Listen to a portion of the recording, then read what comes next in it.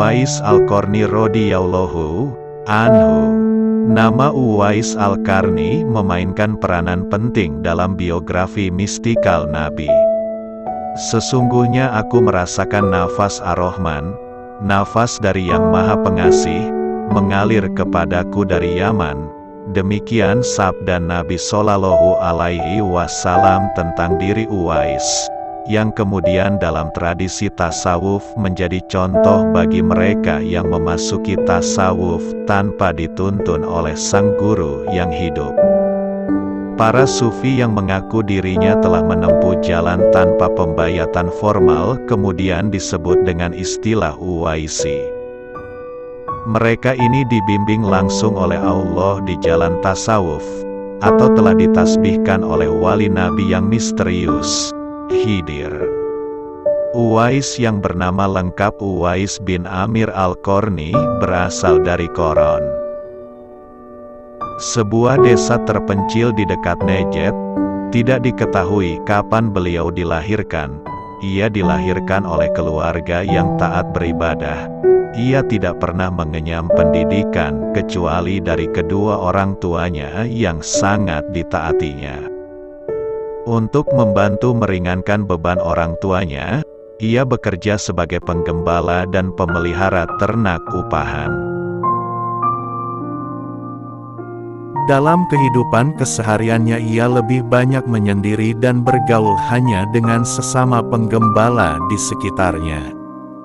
Oleh karenanya, ia tidak dikenal oleh kebanyakan orang di sekitarnya, kecuali para tuan pemilik ternak dan sesamanya, para penggembala. Hidupnya amat sangat sederhana. Pakaian yang dimiliki hanya yang melekat di tubuhnya. Setiap harinya ia lalui dengan berlapar-lapar ria. Ia hanya makan buah kurma dan minum air putih, dan tidak pernah memakan makanan yang dimasak atau diolah. Oleh karenanya, ia merasakan betul derita orang-orang kecil di sekitarnya. Tidak cukup dengan empatinya yang sedemikian, rasa takutnya kepada Allah mendorongnya untuk selalu berdoa kepada Allah, "Ya Allah, janganlah Engkau menyiksaku, karena ada yang mati sebab kelaparan. Dan jangan Engkau menyiksaku karena ada yang kedinginan." Ketaatan dan kecintaannya kepada Allah juga termanifestasi dalam kecintaannya dan ketaatannya kepada Rasulullah dan kepada kedua orang tuanya, sangat luar biasa. Di siang hari, ia bekerja keras, dan di malam hari, ia asik bermunajat kepada Allah Subhanahu wa Ta'ala. Hati dan lisannya tidak pernah lengah dari berzikir dan bacaan ayat-ayat suci Al-Quran, meskipun ia sedang bekerja. Ala kulli hal, ia selalu berada bersama Tuhan, dalam pengabdian kepadanya. Rasulullah Shallallahu Alaihi Wasallam menuturkan keistimewaan Uwais di hadapan Allah kepada Umar dan Ali bahwa di hari kiamat nanti, di saat semua orang dibangkitkan kembali, Uwais akan memberikan syafaat kepada sejumlah besar umatnya, sebanyak jumlah domba yang dimiliki Rabiah dan Mudor. Keduanya dikenal karena mempunyai domba yang banyak. Karena itu, Rasulullah menyarankan kepada mereka berdua agar menemuinya, menyampaikan salam dari Rasulullah, dan meminta keduanya untuk mendoakan keduanya, yang digambarkan bahwa Uwais memiliki tinggi badan yang sedang dan berambut lebat, dan memiliki tanda putih sebesar dirham pada bahu kiri dan telapak tangannya. Sejak Rasulullah menyarankan keduanya untuk menemuinya, sejak itu pula keduanya selalu penasaran ingin segera bertemu dengan Uwais. Setiap kali Umar maupun Ali bertemu dengan rombongan orang-orang Yaman, ia selalu berusaha mencari tahu di mana keberadaan Uwais dari rombongan yang ditemuinya. Namun, keduanya selalu gagal mendapatkan informasi tentang Uwais. Barulah setelah Umar diangkat menjadi khalifah, Informasi tentang Uwais keduanya peroleh dari serombongan orang Yaman. Ia tampak gila, tinggal sendiri dan tidak bergaul dengan masyarakat. Ia tidak makan apa yang dimakan oleh kebanyakan orang, dan tidak tampak susah atau senang. Ketika orang-orang tersenyum ia menangis, dan ketika orang-orang menangis ia tersenyum. Demikian kata rombongan orang-orang Yaman tersebut. Mendengar cerita orang-orang Yaman tersebut, Umar dan Ali segera berangkat menuju tempat yang ditunjukkan oleh orang-orang Yaman tadi. Akhirnya, keduanya bertemu dengan Uwais di suatu tempat terpencil. Abi Naim Al-Afsani menuturkan dialog yang kemudian terjadi antara Umar dan Ali dengan Uwais Al-Qarni sebagai berikut. Umar bertanya, "Apa yang Anda kerjakan di sini?" Uwais menjawab, "Saya bekerja sebagai penggembala." Umar, "Siapa nama Anda?" Uwais, "Aku adalah hamba Allah." Umar, "Kita semua adalah hamba Allah. Akan tetapi izinkan kami untuk mengetahui Anda lebih dekat lagi." Uwais, "Silahkan saja." Umar dan Ali berkata, "Setelah kami perhatikan, Andalah orang yang pernah diceritakan oleh Rasulullah Shallallahu Alaihi Wasallam kepada kami. Doakan kami dan berilah kami nasihat agar kami beroleh kebahagiaan dunia dan di akhirat kelak." Uwais menjawab, "Saya tidak pernah mendoakan seseorang secara khusus. Setiap hari saya selalu berdoa untuk seluruh umat Islam. Lantas siapa sebenarnya Anda berdua?" Ali menjawab, "Beliau adalah Umar bin Khattab, Amirul Mukminin, dan saya adalah Ali bin Abi Thalib. Kami berdua disuruh oleh Rasulullah Shallallahu Alaihi Wasallam untuk menemui Anda dan menyampaikan salam beliau untuk Anda." Umar berkata, "Berilah kami nasihat wahai hamba Allah." Uwais menjawab, "Carilah rahmat Allah dengan jalan taat dan penuh harap dan bertawakal kepada Allah." Umar, "Terima kasih atas nasihat Anda yang sangat berharga ini. Sebagai tanda terima kasih kami berharap Anda mau menerima seperangkat pakaian dan uang untuk Anda pakai." Uwais menjawab, "Terima kasih wahai Amirul Mukminin. Saya sama sekali tidak bermaksud menolak pemberian Tuan, tetapi saya tidak membutuhkan apa yang Anda berikan itu. Upah yang saya terima adalah 4 dirham, itu sudah lebih dari cukup. Lebihnya saya berikan kepada ibuku. Aku tak pernah makan makanan yang dimasak. Kurasa hidupku tidak akan sampai petang hari, dan kalau petang, kurasa tidak akan sampai pada pagi hari. Hatiku selalu mengingat Allah dan sangat kecewa bila sampai tidak mengingatnya."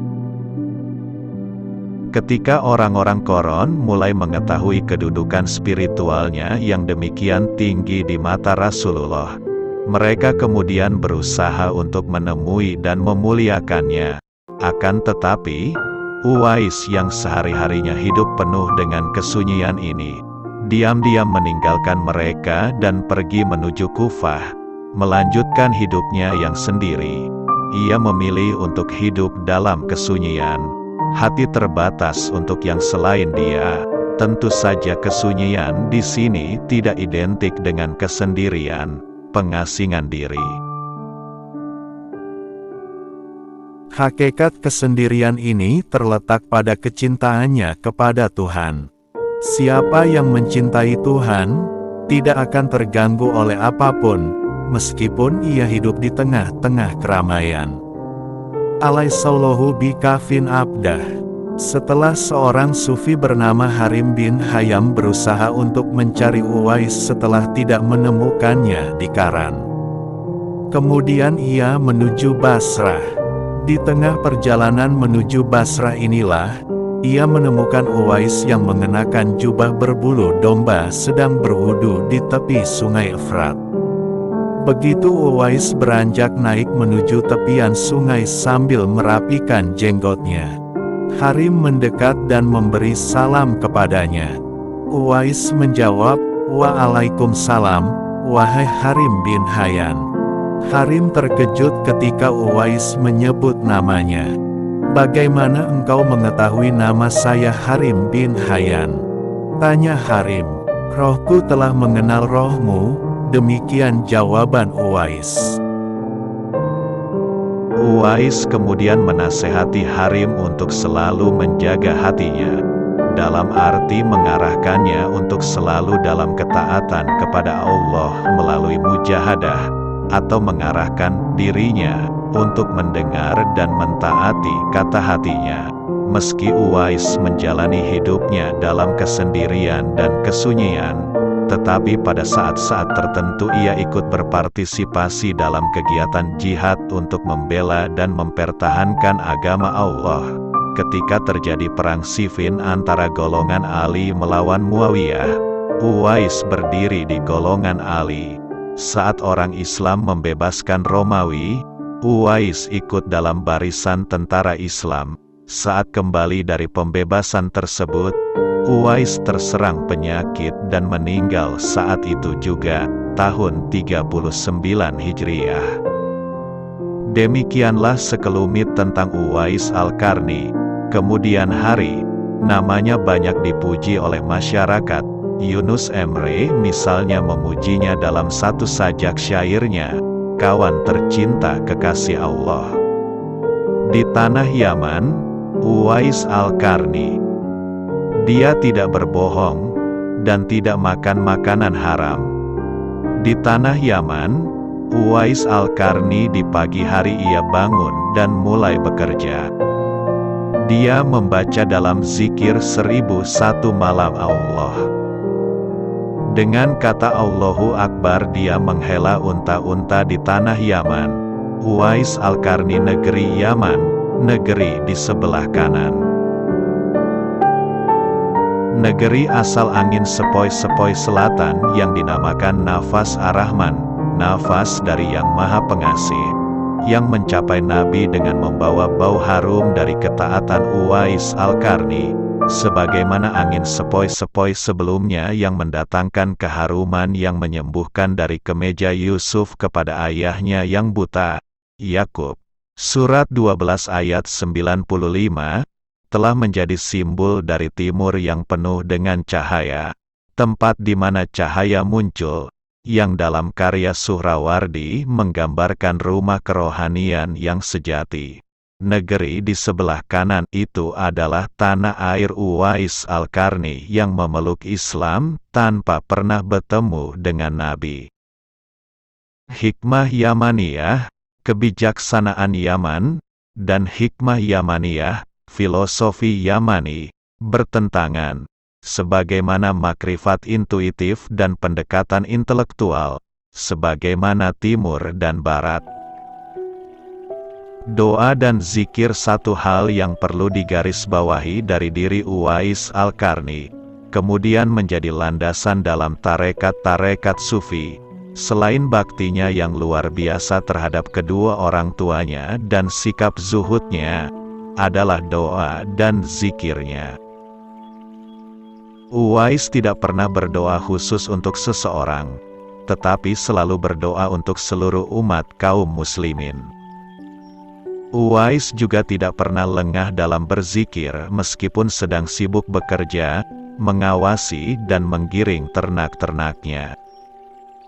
Doa dan zikir bagaikan dua sisi mata uang yang tidak dapat dipisahkan. Hakikatnya adalah satu. Sebab, jelas doa adalah salah satu bentuk dari zikir, dan zikir kepadaku hingga ia tidak sempat bermohon sesuatu kepadaku, maka aku akan mengaruniakan kepadanya sesuatu yang terbaik dari yang diminta orang yang berdoa kepadaku. Uwais selalu berdoa untuk seluruh muslimin. Doa untuk kaum muslimin adalah salah satu bentuk perwujudan dari kepedulian terhadap urusan kaum muslimin. Rasulullah pernah memperingatkan dengan keras, siapa yang tidak peduli dengan urusan kaum muslimin, maka ia tidak termasuk umatku. Dalam hal ini, Rasulullah menyatakan bahwa permohonan yang paling cepat dikabulkan adalah doa seseorang untuk saudaranya tanpa sepengetahuan orang yang didoakan dan mendahulukan doa untuk selain dirinya. Dan Uwais lebih memilih untuk mendoakan seluruh saudaranya seiman. Suatu ketika Hasan bin Ali terbangun tengah malam dan melihat ibunya, Fatimah Az-Zahra, sedang khusyuk berdoa. Hasan yang penasaran ingin tahu apa yang diminta ibunya dalam doanya berusaha untuk menguping. Namun Hasan agak sedikit heran, karena dari awal hingga akhir doanya, ibunya hanya meminta pengampunan dan kebahagiaan hidup untuk seluruh kaum muslimin di dunia dan di akhirat kelak. Selesai berdoa, segera Hasan bertanya kepada ibunya perihal doanya yang sama sekali tidak menyisakan doanya untuk dirinya sendiri. Ibunya tersenyum, lalu menjawab bahwa apapun yang kita panjatkan untuk kebahagiaan hidup kaum muslimin, hakikatnya, permohonan itu akan kembali kepada kita. Sebab para malaikat yang menyaksikan doa tersebut akan berkata, semoga Allah mengabulkanmu 2 kali lipat. Dari prinsip tersebut, para sufi kemudian menarik suatu prinsip yang lebih umum yang padanya bertumpu seluruh rahasia kebahagiaan. Apa yang kita cari dalam kehidupan ini, harus kita berikan kepada orang lain. Jika kebajikan yang kita cari, berikanlah. Jika kebaikan, berikanlah. Jika pelayanan, berikanlah. Bagi para sufi, dunia adalah kubah, dan perilaku seseorang adalah gema dari pelaku yang lain. Secuil apapun kebaikan yang kita lakukan, ia akan kembali. Jika bukan dari seseorang, ia akan datang dari orang lain. Itulah gemanya. Kita tidak mengetahui dari mana sisi kebaikan itu akan datang, tetapi ia akan datang beratus kali lipat dibanding yang kita berikan. Demikianlah, berdoa untuk kaum muslimin akan bergema di dalam diri yang tentu saja akan berdampak besar dan positif dalam membangun dan meningkatkan kualitas kehidupan spiritual seseorang. Paling tidak, doa ini akan memupus ego di dalam diri yang merupakan musuh terbesar, juga sekaligus akan melahirkan dan menanamkan komitmen dalam diri, rasa cinta, dan prasangka baik terhadap mereka, yang merupakan pilar lain dari ajaran sufi, sebagai manifestasi cinta dan pengabdian kepada Allah Ta'ala. Uwais tidak pernah lengah untuk berzikir, mengingat dan menyebut-nyebut nama Allah meskipun ia sedang sibuk mengurus binatang ternaknya. Zikir dalam pengertiannya, yang umum mencakup ucapan segala macam ketaatan kepada Allah Ta'ala. Namun yang dilakukan Uwais di sini adalah berzikir dengan menyebut nama-nama Allah dan mengingat Allah, juga termasuk sifat-sifat Allah. Ibnu Qayyim al-Jauziyah ketika memaparkan berbagai macam faedah zikir dalam kitabnya, Al-Wabilus Sayab Minal Kalimi Thayyib, menyebutkan bahwa yang paling utama pada setiap orang yang beramal adalah yang paling banyak berzikir kepada Allah Subhanahu wa Ta'ala. Ahli saum yang paling utama adalah yang paling banyak zikirnya. Pemberi sedekah yang paling baik adalah yang paling banyak zikirnya. Ahli haji yang paling utama adalah yang paling banyak berzikir kepada Allah Ta'ala. Dan seterusnya, yang mencakup segala aktivitas dan keadaan. Syaikh Alawi dalam Al-Qaul Al-Mutamad menyebutkan bahwa mulianya suatu nama adalah karena kemuliaan pemilik nama itu. Sebab nama itu mengandung kesan si pemiliknya dalam lipat tersembunyi esensi rahasianya dan maknanya. Berzikir dan mengulang-ulang asma Allah, Sang Pemilik kemuliaan, dengan demikian, tak diragukan lagi akan memberikan sugesti, efek, dan pengaruh yang sangat besar. Al-Ghazali menyatakan bahwa yang diperoleh seorang hamba dari nama Allah adalah ta'alu, penuhanan, yang berarti bahwa hati dan niatnya tenggelam dalam Tuhan, sehingga yang dilihatnya hanyalah Dia. Dan hal ini, dalam pandangan Ibn Arabi, berarti sang hamba tersebut menyerap nama Allah, yang kemudian merubahnya dengan ontologis. Demikianlah, setiap kali kita menyerap asma Allah lewat zikir kepadanya, esensi kemanusiaan kita berubah.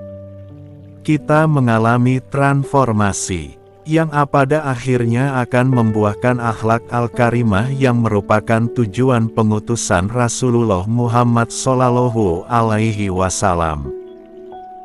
Dilihat dari sudut pandang psikologis sufistik, pertama-tama zikir akan memberi kesan pada ruh seseorang, membentuknya membangun berbagai kualitas kebaikan, dan kekuatan inspirasi yang disugestikan oleh nama-nama itu.